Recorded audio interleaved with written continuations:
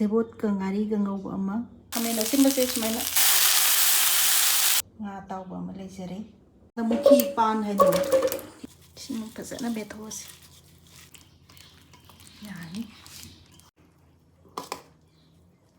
mayang ton pakpai su yaure lomba kharaga tilho kharaga sai sanjare thangjing se su hapsalle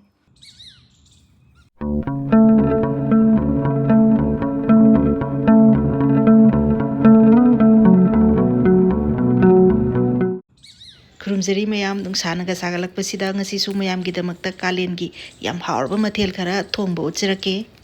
ahanba mathel se khamena sinba thongbani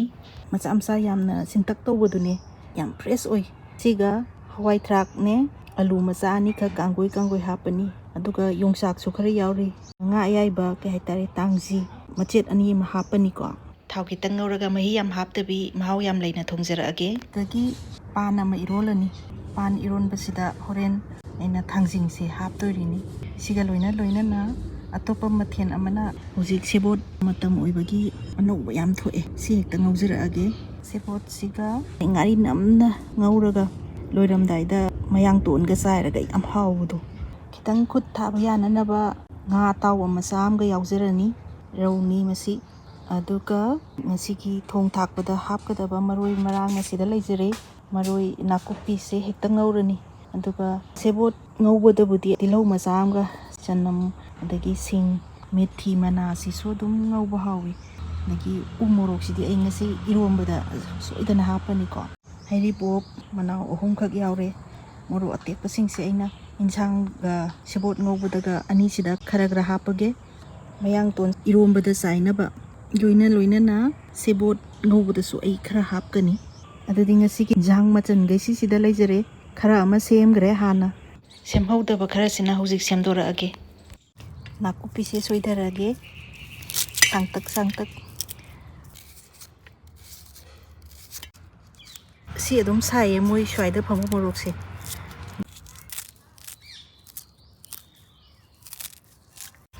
alu se sumaina parap soirage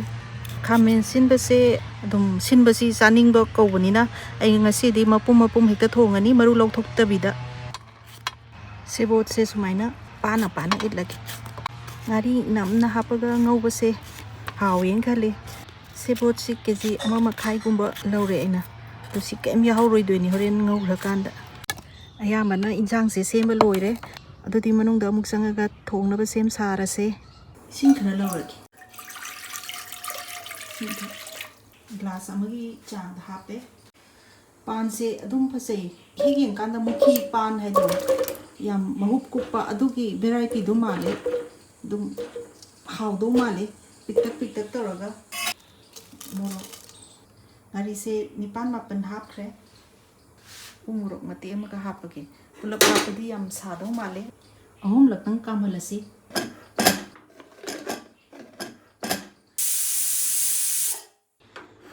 slok thoe singa tang inda lage iron basi malusha lage dana chana bathum laure sing fazana bethose sida aina ngasai gi morok takai ma su yaugre gilas gumba amana takai basi haiba fazana takai bire si yarani aduga ngari siri mahi oin tore sina aina nga mangasai taw gyudagi ama lokhalaga hape sim maru manthoga hapage han be round sintang kunna gitang namnaba dai khabai adum sijinaba yare hoji sinkara haisi mahi yam kangmala sunwaiti pani iromba kitanga hapa yarina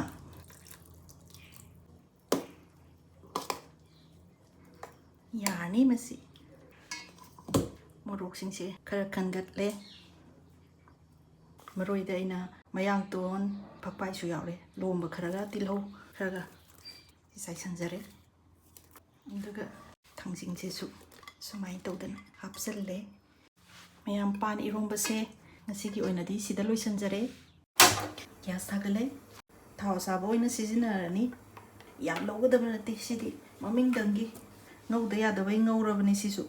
si ngak san si thau si sarabani na I ngawjage mathang mathang tezbat mana duga zira mapum khara ngawre hing kitang ama thakke maroi nakupi oina ngawre adi chanam kitang amaga sing khara amaga hape kitang mathai sidi thau su yam dabri kaslakani aduna mathang mathang yam kanadabi da hakke sina zira makup aduga moro atekpa tara muk suramgani masi pulap hekta sumaina ngawsanse kaaba yade he karadi adum roidabni aduna kahan kumsi machu kitang amaga hapage low flame dani aina thamise sigi matang sida ngari macha ama katang hapke sina ke mahau si leiba heleba yam sauba nate ngari si macha ma thadare ado sida aina ngawbade pot myam sidi yamna laina mungadaba pot ngakani aduna matam yam kuina changoi masi insang si thongbada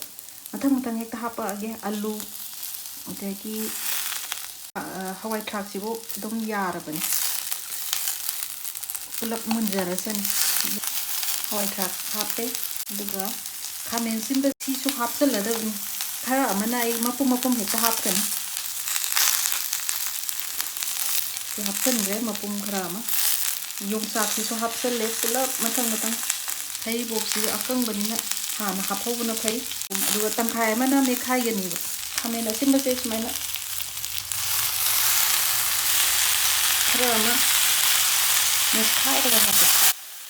अतोप इंसान खामें SIM थोंग मरु सिंसी लौथोए सिमदी अना हापगी मरमदी खरा हेन सिलनिंगबगिनी हापीब nga याइबा मैखु मलम नमलब तौबा smoke piece सिग थोंग मतमदा याम सानै हौजिक medium flame दा ngak मखुम खुमजलगा थोंगे हौजिक minute अहुम गुंबा फारे सि हंदोगा Ying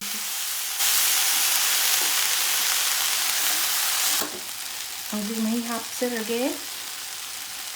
lumbu sare singsi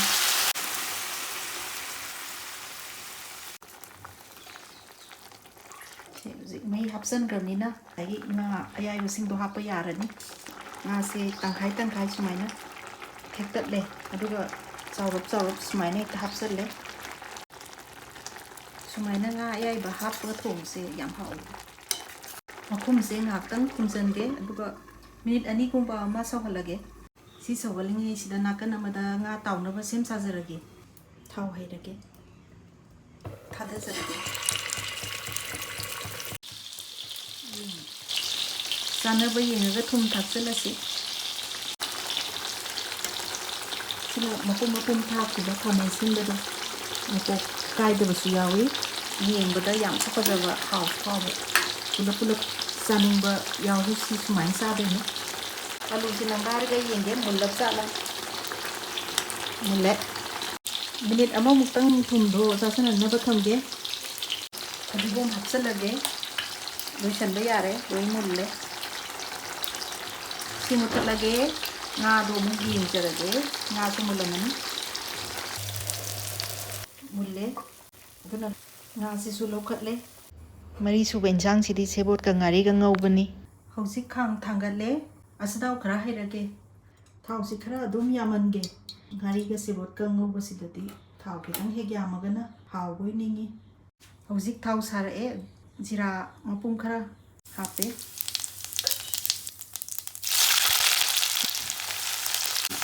sanam sing si so dum hapsalage haptang ngawge hausi jira makup kharaga hape sanas tangkhai magumba si mathang tarakpada ei morok se hapsan jagage pulap ekta ngawradan jira se hapkramina yam kuina thambadi nungaroi kaslakane ba aduna mathang ekta hapase ngari nambana hawi aduna ngari si khayam hapsan gre ngari sina hekte thorakri wok ngak mubirese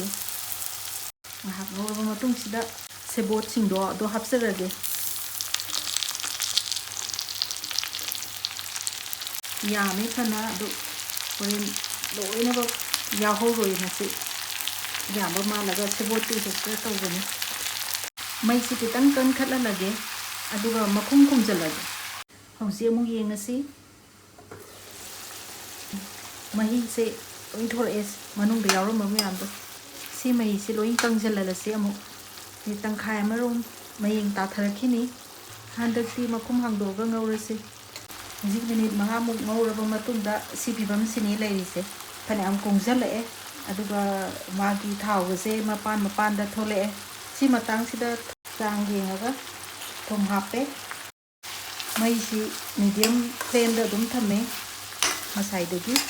ꯇꯞꯅꯅꯤ ꯉꯧꯔꯤꯁꯦ ꯑꯌꯥꯝꯕ ꯁꯔꯨꯛꯇꯤ ꯃꯨꯜꯂꯦ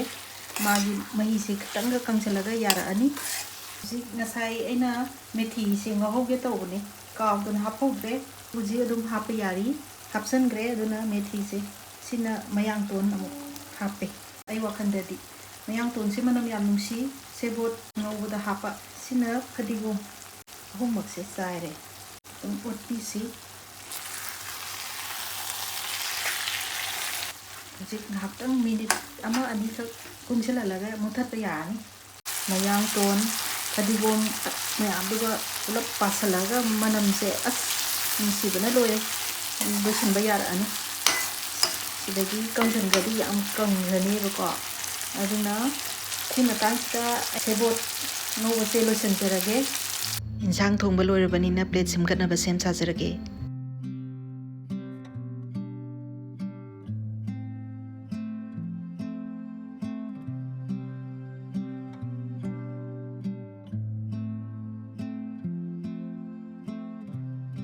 ꯉꯁꯤꯒꯤ ꯏꯟꯁꯥꯡ ꯃꯊꯦꯜꯈꯩ ꯂꯩꯖꯔꯦ ꯁꯤꯗ ꯈꯥꯃꯦꯟ ꯑꯁꯤꯟꯕꯒ ꯉꯥ ꯑꯌꯥꯏꯕꯒ ꯊꯣꯡꯕ ꯉꯥ ꯑꯇꯥꯎꯕ ꯑꯃ ꯂꯩꯖꯔꯦ ꯁꯦꯕꯣꯠꯀ ꯉꯥꯔꯤꯒ ꯉꯧꯕ ꯑꯃ ꯑꯗꯨꯒ ꯊꯥꯡꯖꯤꯡꯒ ꯌꯥꯝ ꯆꯥꯅꯕ ꯏꯔꯣꯝꯕ ꯍꯥꯏꯇꯥꯔꯦ ꯄꯥꯟꯒ ꯊꯥꯡꯖꯤꯡꯒ ꯏꯔꯣꯟꯕ ꯃꯌꯥꯝ ꯑꯗꯨꯗꯤ ꯑꯩ ꯃꯍꯥꯎ ꯇꯪꯖꯔꯛꯑꯒꯦ ꯄꯥꯟ ꯏꯔꯣꯝꯕꯁꯤꯅꯤ ꯑꯩꯅ ꯌꯥꯝ ꯆꯥꯖꯅꯤꯡꯉꯤꯁꯦ ꯑꯗꯨꯅ ꯃꯁꯤ ꯍꯦꯛꯇ ꯇꯪꯖꯔꯛꯑꯒꯦ ꯁꯤꯗ ꯂꯩꯔꯦ ꯊꯥꯡꯖꯤꯡ ꯑꯃꯁꯨ ꯌꯥꯎꯔꯤ ꯃꯍꯥꯎ ꯇꯪꯖꯔꯛꯑꯒꯦ ꯌꯥꯝ ꯍꯥꯎꯋꯤ ꯍꯥꯏꯇꯥꯔꯦ ꯃꯣꯔꯣꯛꯀ ꯁꯥꯇꯛ ꯇꯧꯔꯒ ꯌꯥꯝ ꯍꯥꯎꯔꯦ ꯑꯗꯨꯒ ꯑꯩ ꯁꯦꯕꯣꯠ ꯀꯥꯡꯍꯧꯁꯤ ꯑꯃꯒ ꯇꯪꯖꯔꯛꯀꯦ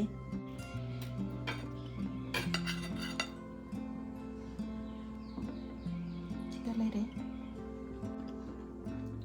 ꯌꯥꯝ ꯍꯥꯎꯔꯦ ꯁꯦꯕꯣꯠ ꯀꯥꯡꯍꯧꯁꯦ ꯉꯁꯤ ꯏꯟꯁꯥꯡ ꯌꯥꯝ ꯍꯥꯎꯔꯦ ꯑꯩꯅꯕꯨꯗꯤ ꯄꯪꯍꯥꯏ ꯍꯥꯏꯖꯕ ꯉꯁꯤꯒꯤ ꯏꯟꯁꯥꯡꯁꯦ ꯍꯥꯎꯅꯤ ꯍꯥꯎꯔꯣꯏ ꯃꯌꯥꯝꯒꯤ ꯃꯣꯠ ꯀꯃꯦꯟ ꯁꯦꯛꯁꯟꯗ ꯈꯔ ꯐꯣꯡꯗꯣꯛꯄꯤꯔꯝꯃꯨ ꯉꯁꯤꯗꯤ ꯃꯇꯥꯡꯁꯤꯗ ꯂꯣꯏꯁꯤꯟꯖꯔꯒꯦ ꯆꯦꯅꯦꯜꯕꯨ ꯑꯍꯥꯟꯕ ꯌꯦꯡꯕꯤꯔꯤꯕꯁꯤꯡꯅ ꯁꯄꯣꯔꯠ ꯄꯤꯕꯤꯕ ꯑꯣꯏꯅ ꯁꯕꯁꯀ꯭ꯔꯥꯏꯕ ꯇꯧꯕꯤꯌꯨ ꯍꯥꯏꯖꯔꯤ ꯑꯗꯨꯗꯤ ꯃꯊꯪ ꯚꯤꯗꯤꯑꯣꯗ ꯑꯃꯨꯛ ꯎꯅꯔꯁꯤ ꯉꯁꯤꯒꯤ ꯑꯣꯏꯅꯗꯤ ꯕꯥꯏ